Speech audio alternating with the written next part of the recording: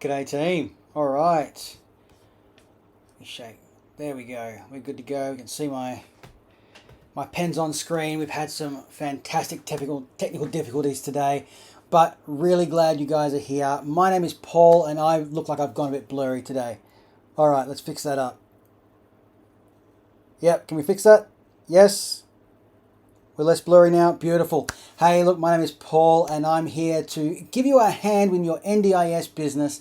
I posed a question earlier this week around, are you coaching your business to grow, or are you training them to depend on you? And this sparked a lot of questions with people around this idea of how do I coach my team to grow, because you may be a provider now and you've just got support workers under you, right? And so you're consistently putting out fires. Or maybe you've got some administration staff and so then you're consistently putting out fires. Or maybe you've got a CEO and a marketing team, an administration team, and you're constantly putting out fires. It's a common thing that is coming up among providers of all sizes that I'm talking to on a regular basis. So we're going to look at just one tool today, which is going to just help that process to stop you being the go-to for everything and start a process of coaching your team into being the people and into their positions, coaching them into their full ability and what you need them to do and what your clients need them to do in order for the business to run really, really well, to deliver great services and to help a lot of people. So we're going to look at one thing today, and it's one really simple tool that I learned from an awesome guy called Dan Martell, and it's called the 1-3-1 rule. Okay, spin the right pen. 1-3-1, and the idea of this is as people come to you with problems, right? And maybe it's not to you, maybe it's to one of your team, and they're consistently solving problems, right? We need our workers, our administration staff, even our heads of departments to be able to solve problems on themselves and sort out the areas that they are in charge of, and even the people that are looking at how do I grow in this business, how do I move up, how do I progress in this industry. This is going to help them in that space, and you'll start to identify people that is worth spending more time on and growing into them as well, because they are obviously reciprocating. The idea of this is really, really simple, okay? When someone comes to you with one problem, okay? Now, a team may come to you and say, hey, we've got this participant that needs X, Y, and Z, and we need to find a new support worker, or, we've got this issue with some marketing that we're doing. What do you think? What do you think we should do? Because they're always wanting to go to the boss, to the top dog, and find out what's your plan for this, all right? Now, there's a whole thing to talk about around the idea of culture building and how you're putting your strategy out to your team and staying in contact with them. This is your quick reference guide to solve problems a bit faster. So when your team come to you with that one problem, right? Specify, you can come to me with one problem at a time. You can't bring me 10 things, bring me one problem. Now we know that a problem defined is a problem half solved, right? So they need to be able to clearly define the problem. So rule number one, bring me one clearly defined problem, and I will help you with that. Number two is we need 3 possible solutions, right? They don't even have to be good. They need to be solutions that this person has come up with. Well, we've got this issue with this promotional thing we're putting on, or this event that we're putting on, locations fallen through, right?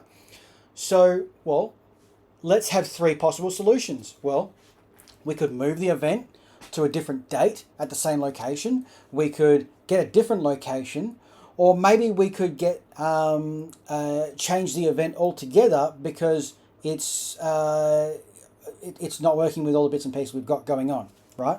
So 3 solutions. And then you want them to give you, really simply, their one recommendation.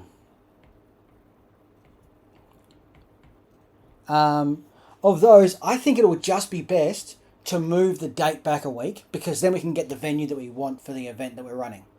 Great. Now all you have to do is decide, is that one recommendation the best solution? If it's not, hey, you know what? We really need it done on this date. Let's look at some other options for venue. Great. Now we have a path forward. Okay? But when we have someone come to us with one problem, they are putting that problem onto you as the owner, as the manager, and you need to be able to delegate some of these problems so that you are being able to solve things fast. All right? So when you have someone come to you with that one clear problem, 3 possible solutions that are going to work for it, and then their one recommendation. And I said, you don't have to use their recommendation. But if they've put enough effort into it, what you're going to find is over time, this is going to become less necessary. All right? So as you bring up solutions and you either go yes or no on the recommendations, there are going to be less problems. Less problems that your team can't solve themselves using this process. All right? This seems like a really basic idea, but what happens is when you start to empower your team to do these sorts of things, they feel very connected to the vision of what you're doing, plus they feel empowered and not micromanaged. So, hey, if you've got one problem, bring me 3 possible solutions that we could work on, and what do you think is the best possible solution? I think it's this. Great. I love it. Run with it. Do this, this, and this, and now you're good. Now what you've done is taken the onus off you to solve that problem because, to be honest, your job isn't chief problem solver. And if it is, you're wasting your time. Your job is what your job should be. And maybe your job is going out and creating new business connections and starting new programs and that sort of thing. Or finding new solutions to problems in the industry, right? Not solving problems in your business.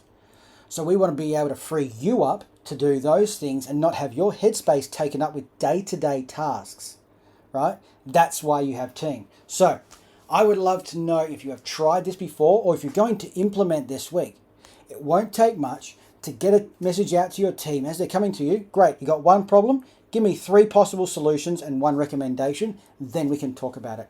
Because if it takes you an hour to solve a problem with one of your team members, now it takes you 5 minutes, right? Speed is going to get you moving faster, and it's also going to empower your team to take on to the next level. So guys, thank you so much. I'd love to know how you go with this. We've installed this with a couple of my clients and it's going absolutely gangbusters. They're freeing up time as the owner to focus on the things that are most important for them right now, and their team are actually leveling up in what they're doing. Love to chat to you soon. Let me know if there's something I can help. There's no worksheet today, but if you want to chat through this or ask some questions or get some more ideas of exactly how we've implemented this with clients, then I'd love to chat about it to you and let you know about our Profitable Provider program, which is in the last week of induction at the moment before Christmas, where you're going to get an amazing deal because we're not charging for a whole month. And so you'll get access to everything in our Profitable Provider group program. It's going to get you moving really, really fast as a provider doing between $1 million and $10 million a year. We're going to get the things working in the business how they should be. We're going to work on time, we're going to work on team, and we're going to work on money. Guys, thank you so much, and I'll see you on the next one. See ya.